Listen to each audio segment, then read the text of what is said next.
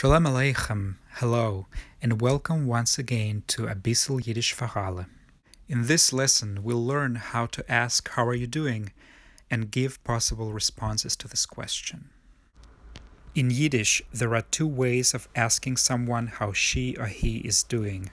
Was machst du, which is a more familiar and informal way, and was macht ihr, which is a formal way. Was machst du? Was machst du? Was macht ihr? Was macht ihr? Here are some possible responses to this question. Gut, a dank. Fine, thank you. Gut, a dank. Or simply, a dank. A dank. Baruch Hashem. Fine. Or literally, blessed is God, or blessed is the name. Baruch Hashem. Baruch Hashem. Gott zu danken. Good, thank God. Gott zu danken. Gott zu danken. Ganz gut.